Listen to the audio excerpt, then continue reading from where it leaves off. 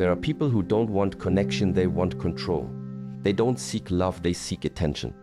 And what they fear most is not being exposed, but being irrelevant, unbothered, ignored, seen without reacting. A narcissist survives through your confusion. They thrive when you overthink, when you explain yourself, when you try to fix the chaos they create. And the more you care, the more power you give them. But the moment you become clear emotionally, mentally, spiritually, the game ends. There is one sentence that collapses their control. Not because it attacks, but because it reveals. Not because it wounds, but because it shows them you are no longer their fuel. You don't rage. You don't argue. You don't beg. You simply speak with clarity and calmness, and their illusion begins to crack. In this message, I will give you that one sentence. But more importantly, I will show you the energy behind it so that once you say it, they will feel the truth. You no longer need their approval. You are no longer afraid to walk away. And that is what they fear most. Stay until the end. Because the final insight is not just about what to say, it's about becoming untouchable from the inside out. Have you ever found yourself caught in a conversation, a relationship, a dynamic where your own voice seems to fade, where your reality feels constantly questioned and your energy is systematically drained? Dealing with individuals who navigate the world through a lens of profound self-importance, requiring constant admiration and exhibiting a distinct lack of empathy, patterns often associated with narcissism can feel like being lost in a bewildering hall of mirrors. It leaves you exhausted, doubting yourself, wondering if clarity is even possible. But what if there existed a way, not through confrontation matching their intensity, nor through collapsing into silence, but through a quiet shift in understanding, a specific recalibration in your communication to fundamentally alter that exhausting dynamic? Imagine a single statement, or rather, the principle behind it, born not of anger, but of deep inner clarity that could disrupt the entire pattern. Understanding the core vulnerability beneath the armor of grandiosity. Before we can even begin to formulate a specific response or sentence, it is absolutely essential to gain a deeper understanding of the psychological terrain we are navigating. Individuals exhibiting pronounced narcissistic traits typically project an imposing image, one of supreme confidence, undeniable superiority, often disarming charm, and an unshakable belief in their own specialness. They may seem impervious to criticism, convinced of their own brilliance, and entitled to admiration and preferential treatment. However, this outward display, this carefully polished armor of grandiosity, is almost invariably a compensatory facade. It is a defense mechanism constructed, often from a very early age, to conceal a deep-seated, often terrifyingly profound sense of inner inadequacy, emptiness, and insecurity. Their entire sense of self, their very identity, is typically fragile and externally referenced. It relies almost entirely on the continuous reflection of their desired image from the outside world. They need external validation, admiration, envy, and control, collectively often termed narcissistic supply, to feel real, to feel substantial, to stave off the gnawing emptiness within. They require others to act as mirrors, constantly reflecting back the inflated image of perfection, power, and importance they desperately need to believe in. Therefore, their deepest, most primal fear is not necessarily conventional failure, physical harm, or material loss, although they dislike these things. Their ultimate terror is the shattering of this meticulously crafted facade. It is exposure. It is the horrifying prospect of the world, and perhaps even themselves, seeing the perceived flaws, the ordinariness, the vulnerability, the emptiness that lies beneath the mask. They fear being seen as incompetent, weak, average, or most terrifyingly, irrelevant and insignificant. They dread the loss of control over situations, control over outcomes, but most fundamentally, control over how others perceive and react to them. When their manipulative strategies fail to elicit the desired response, when their carefully projected image is contradicted by undeniable reality, when someone refuses to play the designated role admirer, scapegoat, subordinate in their internal drama, it triggers this profound existential fear. It threatens the very structure of their personality, the defense mechanism that keeps the unbearable feelings of worthlessness at bay. They fear being ignored, dismissed, treated with indifference, or shown incontrovertibly that their perceived power over a specific individual is, in fact, illusory. This understanding is the critical first step. Our aim is not to maliciously inflict pain or seek revenge, but rather to communicate clearly and calmly that we perceive the reality beyond the performance and that we will no longer sacrifice our own well-being, our own reality, to prop up their fragile illusion. The inner shift, cultivating indifference and emotional sovereignty. Herein lies the absolute crux of the matter, the non-negotiable foundation without which any specific words or techniques will be utterly ineffective, potentially even backfiring. No sentence, regardless of how insightful or cleverly phrased, will carry the necessary weight or achieve the desired effect if it is delivered from a place of continued emotional entanglement. Attempting to use a boundary-setting phrase as a mere tactic while still harboring significant unresolved feelings, seething rage, deep hurt, a lingering need for their validation or approval, or palpable fear of their potential reaction, whether rage, withdrawal, or punishment, will almost certainly fail. Individuals with strong narcissistic traits are often exceptionally attuned to the emotional states and vulnerabilities of others. They scan for emotional hooks, insecurities, and reactivity because these provide the very leverage they need for manipulation and control.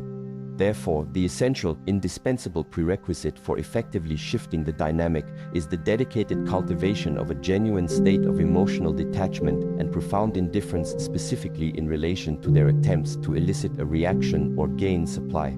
This is not about becoming a cold, unfeeling person in general life, but about consciously and intentionally disengaging from the specific emotional triggers and hooks they habitually cast in your direction.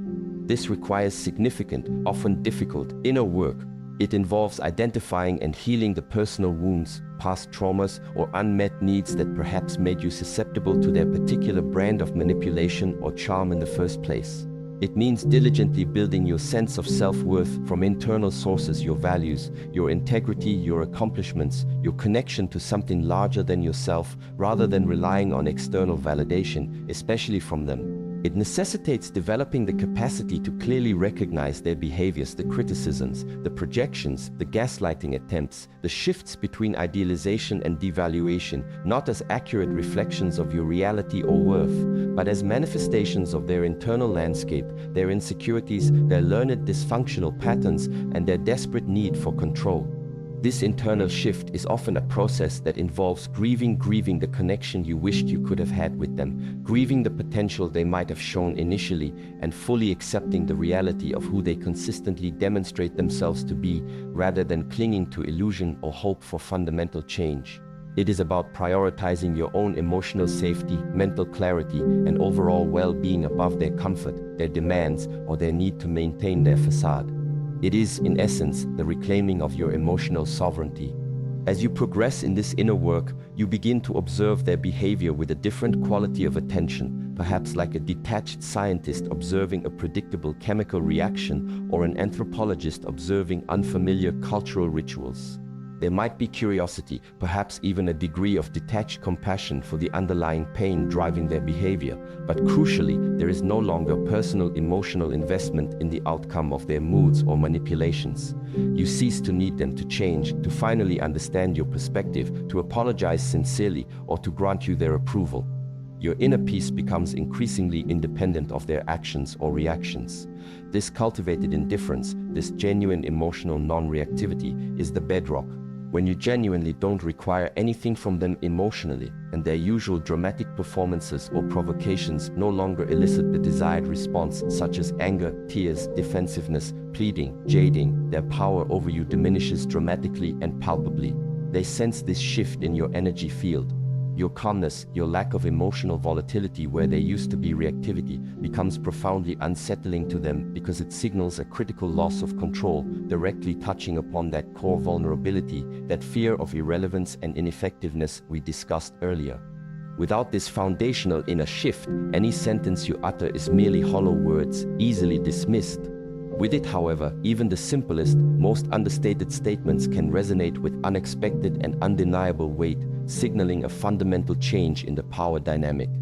Crafting the communication, the principle of reflecting reality calmly. Now we approach the practical aspect, the one sentence itself. It is vitally important to reiterate and fully absorb that this concept does not refer to a single, universally effective magic phrase that can be deployed in any situation to instantly quell a narcissist. the power does not reside in a specific, memorized sequence of words. Instead, the power lies in the underlying principle that the chosen words calmly and clearly convey, emanating directly from the cultivated inner state of detachment, clarity, and emotional independence discussed previously. The sentence, in essence, functions as a concise verbal boundary or a statement of observed fact. It is delivered with neutrality and aims to signal, implicitly or explicitly, three crucial things to the individual. You perceive their behavior or tactic clearly without necessarily needing to use clinical labels like narcissist, gaslighting, or projection, which often just escalate conflict. You are not being emotionally swayed, manipulated, or provoked by this behavior.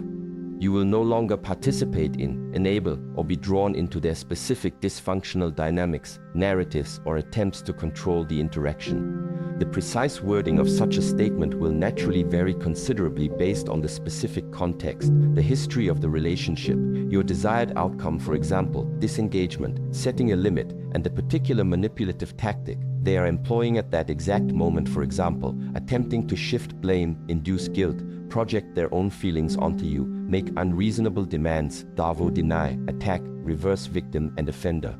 However, effective statements embodying this principle often share several key characteristics. They tend to be short and direct, avoiding rambling, over-explaining, or getting lost in justifications. Factual or observational, sticking to observable behaviors or stating your own decision as a fact rather than interpreting their motives or feelings. Neutral in tone, delivered calmly without emotional charge, anger, fear, pleading, sarcasm.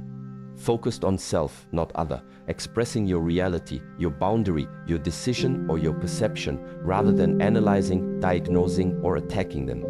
Avoidant of jade, consciously refraining from justifying, arguing, defending, or explaining your position excessively, as these actions inherently invite further debate and manipulation, signaling that your boundary is perhaps negotiable or that you are still seeking their understanding or approval. Let's consider some examples illustrating this principle in response to common tactics. Responding to blame shifting, instead of getting drawn into a he said, she said argument, that's not true. It wasn't my fault because you did X, Y, and Z. A detached response reflecting reality calmly might be, I understand that is your perspective. This acknowledges their viewpoint exists without validating it as truth and refuses debate for an argument. Or setting a clearer boundary, we seem to remember the event differently. Or stating your position simply, I do not accept responsibility for that. Responding to guilt tripping, instead of launching into a defense of your actions or character, but I always try my best. I did so much for you. How can you say that? A neutral statement asserting your autonomy could be, I am comfortable with my decision. Or, I understand you feel disappointed, however, my position on this remains unchanged. Or even simply, I've made my decision. Responding to projections accusing you of their own flaws feelings, instead of getting defensive and trying to prove the accusation wrong. I am not angry, you're the one who's always angry. A calm, almost curious observation can subtly reflect it back without engagement. That's an interesting observation. Delivered neutrally, this can be surprisingly disarming. Or stating your reality calmly, I don't experience myself that way. Or, that is your interpretation. Responding to unreasonable demands or entitlement, instead of making excuses or lengthy justifications for why you cannot comply, a simple, firm, and calm no often requires practice to deliver without added explanation can be incredibly powerful. Or, that will not be possible. Or, that does not work for me. Responding to attempts to re-engage after a boundary. If they try to ignore your stated limit, for example, continue discussing a topic you closed, calmly repeating the boundary. As I said, I am not discussing this further. Or simply disengaging, ending the call, leaving the room. These examples in isolation might not seem particularly intimidating or profound.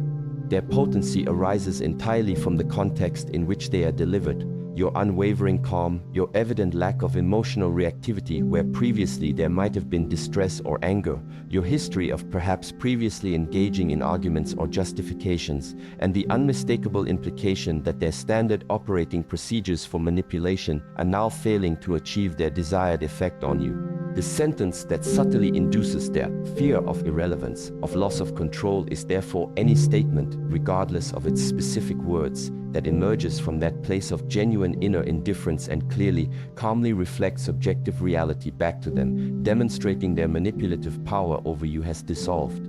It signals the end of that particular transaction of narcissistic supply. It is the quiet, firm refusal to continue playing the game according to their distorted and self-serving rules. It is the assertion of your own separate, valid reality. Delivery and consistency, breathing life into the boundary.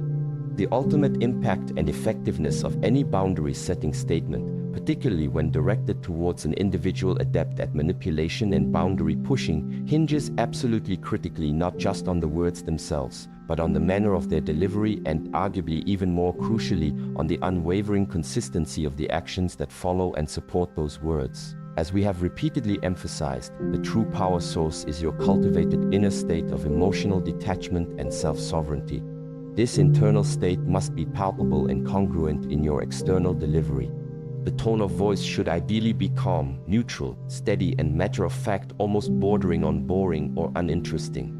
It is essential to avoid any discernible traces of sarcasm, condescension, anger, fear, anxiety, pleading, or excessive politeness that might signal uncertainty or a desire to appease. Maintaining steady, relaxed eye contact, if culturally appropriate and physically safe, can underscore your confidence and lack of intimidation. If direct eye contact feels too confrontational, maintaining a neutral gaze directed towards their face, rather than looking down or away in submission, is important. Your body language needs to be congruent with this calm neutrality. Aim for a relaxed yet grounded posture. Avoid defensive postures like crossed arms or aggressive stances like leaning in. A statement such as, "That doesn't work for me," delivered while fidgeting nervously, avoiding eye contact, and speaking in a trembling voice, loses virtually all its intended impact. The same words, however, delivered in a calm, even tone, with steady eye contact and a relaxed posture, carry immense weight precisely because they lack the emotional charge, the drama, the fear, the anger that the other person consciously or unconsciously expects and often thrives on. It communicates self-control, self-possession, not control over them, but undeniable control over yourself and your own reactions. However, delivering the sentence perfectly is merely the opening move, not the checkmate. Individuals with strong narcissistic patterns are often masters at testing limits and pushing boundaries relentlessly. It is highly probable, almost guaranteed, that they will not simply accept your newfound boundary at face value. They will likely test it repeatedly and from various angles. They might escalate their tactics, perhaps increasing the intensity of their anger or criticism, shifting to more dramatic displays of victimhood or self-pity, attempting sudden love bombing to regain favor and lower your defenses, recruiting others flying monkeys to pressure you, or simply ignoring the boundary altogether as if it were never stated. This is the critical juncture where unwavering consistency becomes paramount. The sentence, the verbal boundary, must be relentlessly backed up by congruent, unwavering action. If you state, "No, I cannot lend you money," your actions must align completely with that refusal, regardless of subsequent pressure, guilt-tripping, or sob stories. If you establish a consequence for disrespectful behavior, "If you raise your voice at me again, I will end this conversation," you must calmly and immediately follow through by ending the call or leaving the room the very next time their voice raises, without further warning or debate. If you communicate, "I am no longer willing to discuss my personal relationships with you," you must consistently disengage, redirect the conversation, or end the interaction every single time they attempt to breach that topic. Every instance where you state a boundary derived from your place of inner clarity, but then fail to uphold it through consistent action by giving in, making excuses, allowing exceptions, or engaging in further negotiation, you inadvertently teach them that your words lack true conviction and that your boundaries are ultimately permeable with enough pressure or manipulation. You unintentionally reinforce their underlying belief that persistence, escalation, or finding the right emotional lever will eventually wear you down. Conversely, every single time you calmly reiterate your position if necessary and, more importantly, consistently act in complete alignment with your stated boundary, you powerfully reinforce the core message. Your usual tactics are ineffective here. The rules of engagement have permanently changed. I am no longer participating in this dynamic. It is this relentless consistency, this undeniable congruence between your calm verbal assertions and your unwavering follow-through actions that truly solidifies the shift in the power dynamic. They learn not through intellectual understanding, but through repeated, direct experience that their manipulative toolkit is now reliably ineffective in relation to you. The unsettling fear of losing control, of becoming irrelevant to you, solidifies not merely from the shock of the initial sentence, but from the subsequent, undeniable experiential proof that their power over your reactions and decisions has truly evaporated, replaced by your calm resolve and consistently enforced boundaries. Your actions become the persistent, undeniable echo of that initial statement, demonstrating its truth day after day, interaction after interaction. The underlying message, I see you and I don't need anything from you, the power of indifferent clarity. If we were to distill the absolute essence, the fundamental core message that resonates beneath any specific sentence, boundary statement, or behavioral shift that genuinely impacts an individual exhibiting strong narcissistic traits, it converges upon this potent, often unspoken, though sometimes subtly verbalized truth. I see the pattern, I recognize the mechanisms at play, I perceive the insecurity beneath the facade, and crucially, I no longer require your approval, your validation, your agreement, or even your participation in my life for my own fundamental sense of well-being and peace. Your opinion of me, your attempts to control me, your emotional state, these are ultimately irrelevant to my inner equilibrium. This is the realization, when genuinely embodied and consistently communicated through calm action and non-reactivity, that truly unnerves them at a foundational level. It's not predicated on aggression, revenge, or overt confrontation. Its power lies in its quiet, factual, undeniable independence. When you truly embody this stance, it systematically neutralizes their primary manipulative weapons. Let's dissect precisely why this underlying message carries such profound weight. I see you. This component doesn't necessarily involve, nor does it usually benefit from, explicitly labeling them "you're a narcissist" or offering a clinical diagnosis, which typically only provokes defensiveness and counterattack.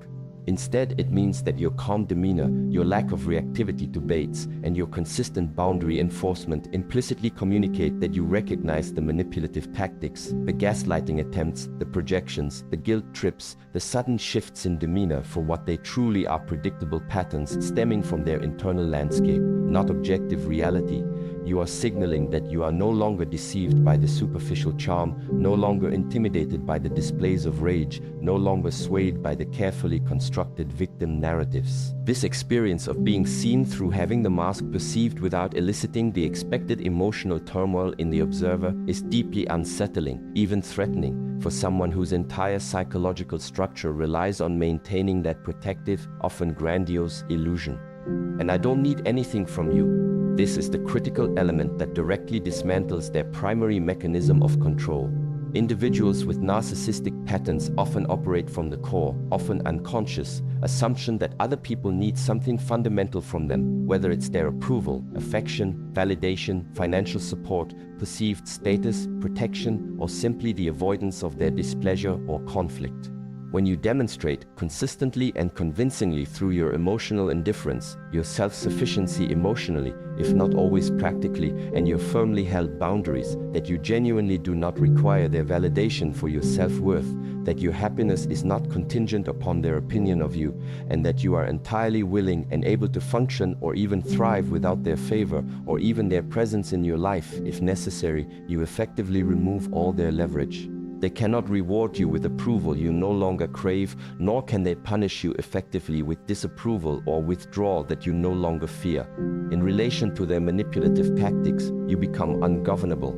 This powerful combination, clearly perceiving their patterns and demonstrating genuine independence from their influence, strikes directly at their deepest fears: the fear of exposure, the fear of losing control, and ultimately, the fear of becoming irrelevant and powerless in the eyes of someone they previously controlled or sought supply from. The specific sentence, therefore, is merely the visible tip of a very large iceberg. It is the concise verbalization, however brief or simple it might seem. I trust my own judgment on this. Your anger doesn't affect my decision. I hear you, delivered with complete neutrality, or even a calm, unwavering no. That serves as a clear signal that this profound internal shift towards clarity and independence has already occurred within you. This stance doesn't necessitate constant vigilance or perpetual confrontation.